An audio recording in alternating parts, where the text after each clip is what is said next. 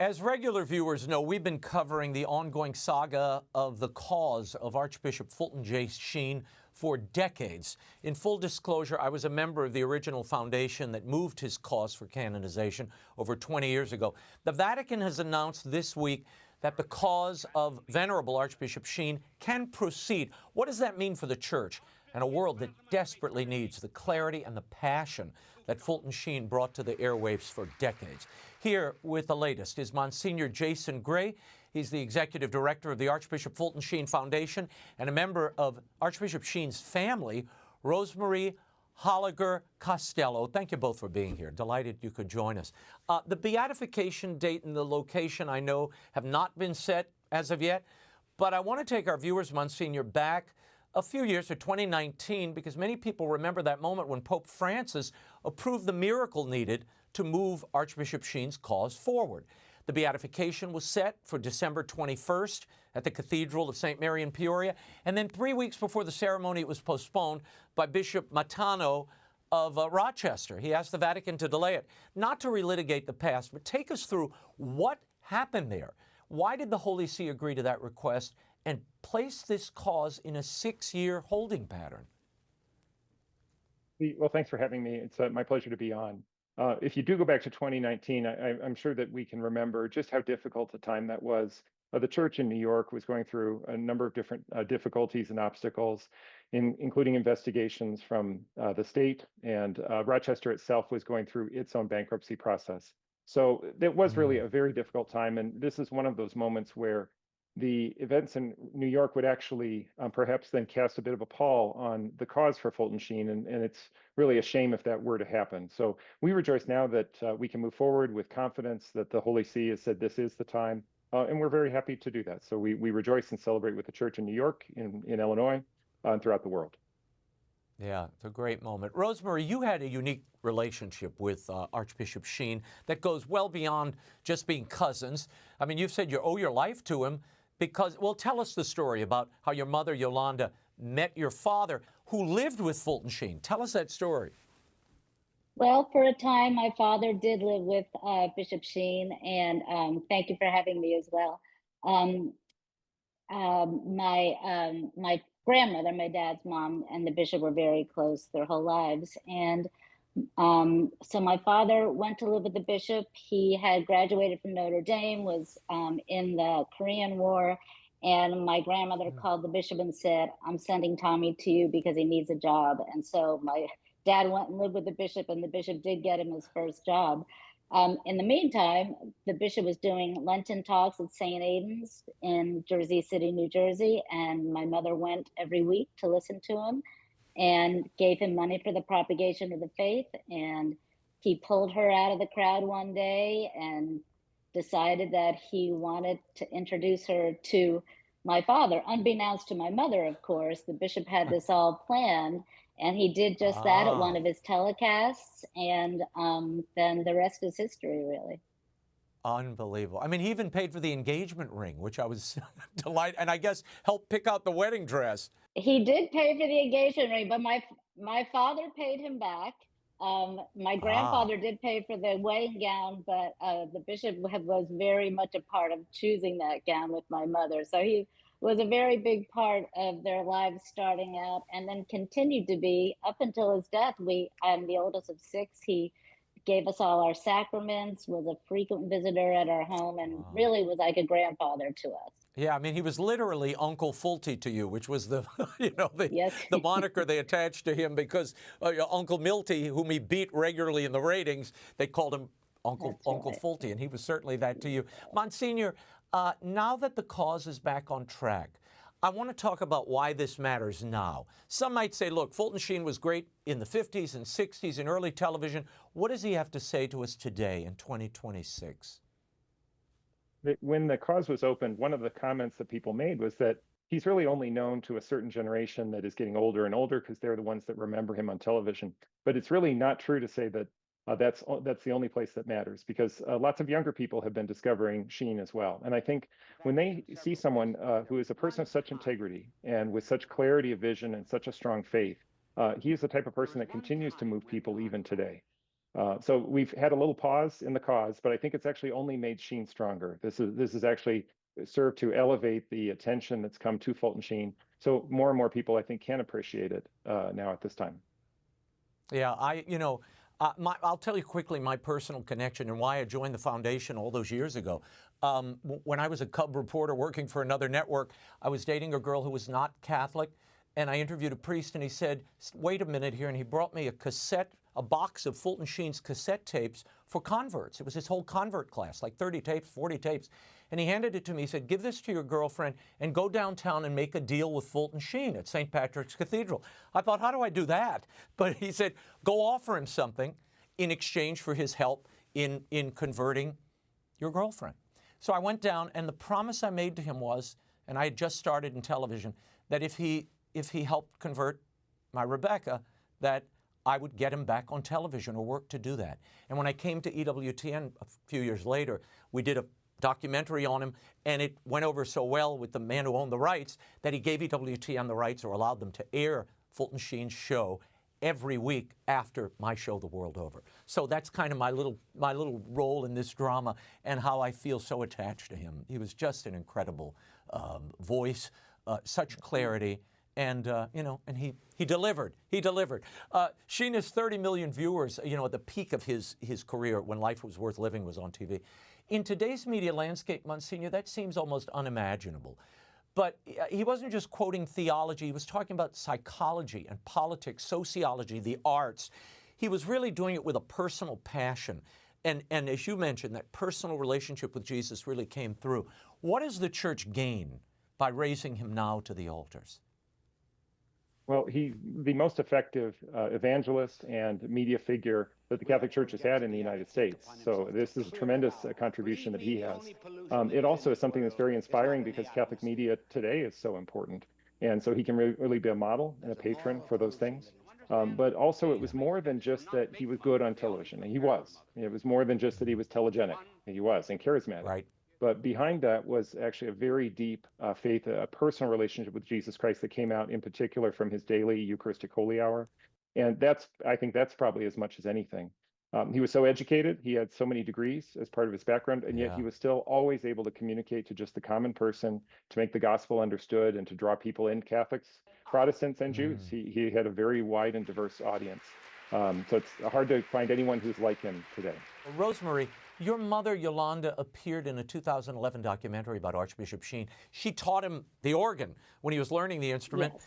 And now the world knew this Emmy-winning broadcaster, but he was a relative to you. What would people be surprised about the personal side of Sheen that they didn't see on TV? Well, he didn't seem like a movie star or, anybody famous to us. We knew he was on TV, we would see him, but he was just, a wonderful family member, really like a grandfather to us in so many ways. And so just he had the qualities that any of us that have a relative that we love, he had those qualities. He loved to be with us. He read stories to us. He taught us to recite the poem "Lovely Lady Dressed in Blue," which was his favorite poem, and we had to practice it before he came, because he always quizzed us, because he always wanted us to be able to say that. But we played the piano for him. We had just everything that we would do for any loving family member. Really, that's who he was to us most of all. But on top of that, we always sensed his genuine holiness. And when you're with somebody that is truly holy, it's ineffable, but you feel that. And that truly is how we always felt with him, which is why we did know that and felt that he would be a saint someday. Huh. Monsignor, you know better than anyone that there's been this surge of devotion in Sheen. I mean, I've seen it, in my professional life from the audience over many years. You've documented increased visits to the tomb in Peoria, requests for relics, reports of favors and graces. Tell us about what you're seeing now and why the young are so drawn to Archbishop Sheen, do you think, and his message? We've had an increasing number of people who had come to the tomb, so to see the place where Sheen was buried, and also to a museum where we have collected all sorts of memorabilia that are connected to Sheen's life. And that number has gone up even during COVID. Even during the COVID year, we actually still had a year-over-year increase in the number of people that came. And in addition to that, I would say the miracles that have been reported, we actually have several that may actually work toward canonization. So not only are we happy to get to beatification, but maybe, who knows, we might even get to canonization sooner than we think.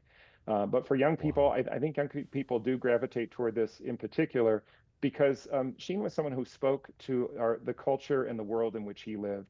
And he had an enduring message, whereas so oftentimes the world falls short.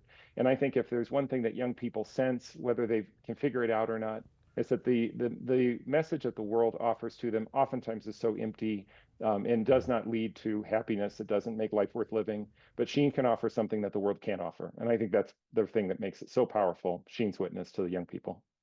You talked about the next step here, the canonization. I mean, that requires a second miracle, and you conducted the investigation into the first miracle, a stillborn child, James Fulton Eggstrom, who I remember interviewing his parents years ago, and he revived after 61 minutes without a heartbeat. But here's what people may not know. Because Pope Francis had already ordered the beatification in 2019, any miracles attributed to Sheen's intercession after that date can be, I imagine, investigated for the canonization, right, Monsignor? Are you aware of any new cases of alleged miracles? Oh, sure. Sure. So typically the miracle for canonization has to follow the beatification, but it's a sort of a small detail, but once the beatification's been ordered, it is permissible to present miracles that have taken place since that time. Usually it's not a big deal because those two events are not very far apart, but in this case, they've been separated by 6 years. So there have been, since 2019, a number of different miracles. We actually have 5 that have been reported to us. We're in the early stages of looking into them. We have to investigate them, check them out with doctors who can say that it does meet the criteria of being truly beyond any natural explanation. Then if so, we'll pick the best one that we can find. Just as with the Engstrom miracle, we actually had several to choose from there, and we picked James Fulton because we thought that was the best miracle, and indeed it was. So we looked for picking one of these other ones that really is superlative, and hopefully we can submit that and have that move forward for canonization soon. Yeah. Rosemarie, your family, I know, has been praying to your cousin, your great uncle, and through him for many years now. Have you experienced his intercession in your own life? And what would you say to someone watching who might be hesitant to ask for the intercession of someone who isn't yet canonized? Well, I certainly have experienced his intercession. I have prayed to him just for little things to intercede for me. But a big thing that I feel that his intercession has come through for us in a very big way for my sister Maureen, who has stage 4 breast cancer. And we have talked to Sister Leah Stefankova and about her. She was 5 years, her cancer was progressing, and they put her on a clinical trial, which in fact, we just found out on December 9th of this year, after the Mass at St. Agnes that Monsignor Gray and I were both at, that my sister was actually on a placebo for those 5 years while the cancer was progressing. And so she is and we always felt she was a miracle anyway, because she was doing so well, but we had no idea that she actually had no medical intervention and the cancer has gone away. So she is in the process of submitting the medical documentation for that. And even if it doesn't get to the Vatican, we believe that Bishop Sheen did intercede on our behalf for our sister. But for so many other people, my mother used to hand out his prayer cards all the time. Anyone who was, in especially difficulty with their health, we always prayed, and we always felt a special prayer to our bishop. We knew that he would do everything he could to intercede on our behalf, and we certainly believe that has happened. Monsignor, what has this moment, and I know you've been waiting for it for so long, what has this announcement from Rome announcing the continuation of the Sheen cause, what has it meant to you personally? Well, this is something that's certainly been long awaited. It's a validation of something that's been a conviction of mine for a very long time. Having gotten to know Sheen and gone through the all the investigation about his heroic virtue, so I knew that this was a true man of God and someone worthy of veneration. And with the powerful miracle that we have, and I guess we need to now add a sixth miracle that we've just talked about here on the show, so we have even one more now to discuss. But because of that powerful miracle for beatification and Sheen's personal witness, and I know his integrity, which has really been proven out, I was convinced that the beatification would happen. It was just a question of time. We can really say that Sheen has emerged all the stronger because no one has been more investigated in any process of beatification and canonization than Sheen. He's gone through the Vatican investigation, which is extraordinarily thorough. And then on top of that, additional scrutiny that's been applied even in these last years. And so it really just proves truly the worthiness of someone like Fulton Sheen to be raised to that title of blessed. Yeah, well, look, it's a moment, as you said at the beginning, of celebration. Rosemarie, I know your family must be ecstatic over this. We are ecstatic, but truly just so very grateful. We've been praying for it for so long. And my mother always said Bishop Sheen will be a saint someday. And we truly believed it. And we continue to pray for that. But right now we're taking blessed. And then, hopefully we'll go on to Canada. Yes, correct. But then hopefully canonization soon thereafter. Yeah, I agree. Well, we'll pray for that. And I ask both of you to remember me to the new blessed. He has a special place in my heart and certainly has been one of the guiding lights in my career. And I know Mother Angelica also was, inspired by Fulton Sheen in so many ways. So thank you both for being here. Monsignor Jason Gray, Rosemarie Holliger Costello, I thank you both for being here. For more on the Archbishop Sheen Foundation, the Sheen Cause for Canonization, all the info, you can go to celebratesheen.com. Thank you.